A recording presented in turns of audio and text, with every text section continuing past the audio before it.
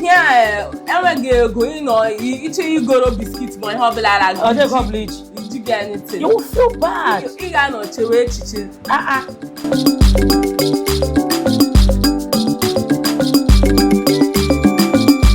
Imagine sometimes I made in the mother chain which will be your jaw. Can go do no woman.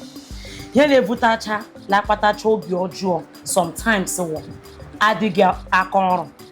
Adige go. Ego akacha nwoke anọ. Ọ dị ihe ọbụla na-eme. Ego ọbụla ọ nwere. Ka wo the highest obi ọjọọ na-eme nwoke ụwa. Ọ na-emecha sometimes blame chakwa maka ihe ala ngụ but no matter reason kwe. Yes. Here enweghi ego iche igoro biscuit ma ihe ọbụla ara gị. Ọ dị you get anything. You will feel bad. Ị ga-anọ chewe echiche. Just like as of last year, we went for say no to drugs. What your guys stopped us on the road? You might hear you say no to drugs, say no to drugs. I push drugs or unyekwanya akọrọ ha igela. Now what you push the drugs now? He vugi luche imewe drugs. Many of them not because of akọrọ adege. Now he mechakwa halfway ngo ahihia ha la half ofe na. Do we have any means for them to survive? No, we alone. No, when a program I generate haka. Biko, many of them are willing to stop. Unu bashike, nyere, ndi youth of aka. Stop being a philanthropist outside. Let's start from Ale shino lo mana mafo liro. Iwuru onye ji ego n'obodo ilela ogodi icho ibido ime ya the whole youth. I count nko mmadụ dị horo like okay horo ndị mmadụ la village dị nyere aka. Me ga give me free ya go around. Ofu ya no. Horo mmadụ la village gị nyere ya aka. Onwe ndị ụfọdụ ha ji ego ha na-achọ ka o fere onye ọbụla ha chọrọ ka ọ nọ shila their family. Anya nwe ha la kpọ egwu anyị. Iji jọrọ njọ. Ịchọghị ịbịa de ji m ụzọ mba. Ị chọrọ ka ile onye onye 5,000. Ịma why? Oji gị ụzọ. Ị ga-ekwe bịa sara ya moto. Ị ga-ekwe bịa garị ya oji ga sara ya fuel. All like rekela asa moto la pe ya sa. Brother Shigego, which is wrong. Anambra people don't do it. Anambra yere nwanne ha aka. Ha baba.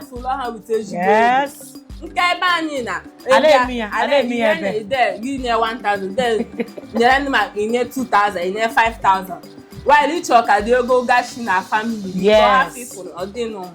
so that if you get sara ha moto gị gara ga sara ha fuel ha dashi aga ego errand boy errand girl ha alakwa gị nọdụ mgbe ọbụla ha bịa ka ha akọkwa ka akwụsị ihe a help your brother help your sister. Let me tell you something there. Auntie, let me tell you something that my feel bitter. Okay, can you put my write something at the comment section? I wouldn't mind. Ofu Reverend la Anglican Church Oshe. Na Kashiwa nyere nwanne gị aka. Na hi nwere ike ịgwa nwanne gị ahụ gwa she mahila ata ahụ fe ịkpata ego nyekwere gị aka. Echewu otu ahụ Chineke na gị ime ị ga-akpata ego ahụ na he Chineke na ji nye gị ego owo gị nyere nwanne gị aka nwanne gị ahụ. Let me tell you the diplomatic about helping people. Mkpata ego ugbu a nyere gị nwa aka. You will have that zeal inyere onye ọzọ aka. Onye ahụ enyekwa onye ọzọ aka. Obodo na-emepe onye ọbụla ndị afili asị I won't help you, you didn't help me. If go and patakwa ego kegi, you wouldn't want to help anybody. Just that God showed you mercy. Dead, auntie. God showed you mercy. Yes.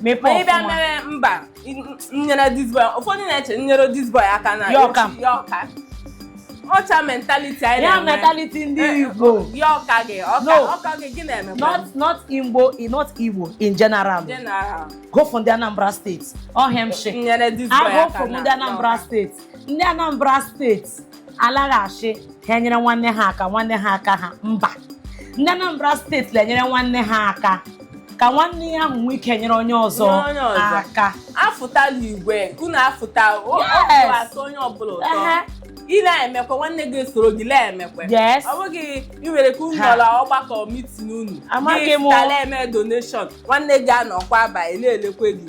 Ama m ihe mere ndị ka ọhụhụ anyị na ha na-atụ ụjọ ka ha fụ ịka ha ka mụnwa ha fụ ịka ha.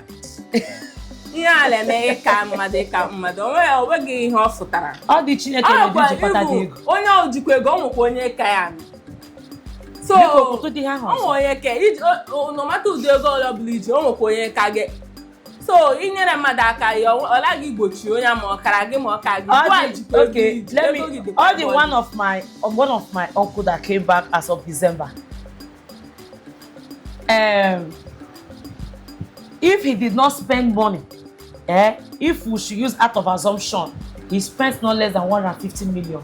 Then the madhaka. Ndonye 100,000.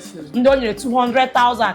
Ndonye 400,000. At a point, that my uncle began to think, what of this man like more partial? He's even around Hashia. Yes. You He's give a to giver. The society, give to your community. Yes. Yes. Inyere onye aka ọ ga-aka gị ma inyere ndị family aka gị. Ị chọrọ ka ha wụrụ ndị boy ndị gala agbara gị odibo. That is the fear of Ohuhu man. The fear of Ohuhu man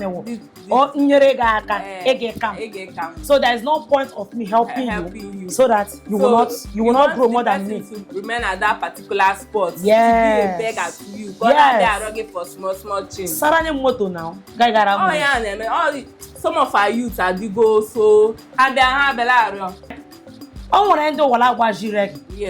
yes. And the reason why we have been following you. We're trying to make sure people notice you, trying to make sure that people knows you are there. We stand with you. It's for you to remember us, the youths, empower us and help us. So that if you tap for something, yes. I don't help you, Mary. Tomorrow you check on that story. We are going okay. Give up chief social and social. Give that youth. I'm interested in this. I got me for that. If that shit, you let him a quarrel. You will to back boom. It's all give that youth do. Or didn't get ma. I told youth empowerment. Okay, that reminds me. Before when the election, they did that 3 years ago when this Lagos state governor came out. He went to ShopRite in Lagos. He sat down in ShopRite talking to people. Election. It was one lady that picked courage. He asked him, Mr. Babatunde, so the reason why you step into ShopRite now, into this mall, election? Because election is approaching. Not be the entire motor carry escort pass us, boom. Give away me the one. So you can actually park your car and come into the mall to seek for votes. The lady told him that all my vote took and win. I will not try it because you have done nothing to the youth of Lagos State himself. No empowerment that you've done. Give me anya ekro kalijichi.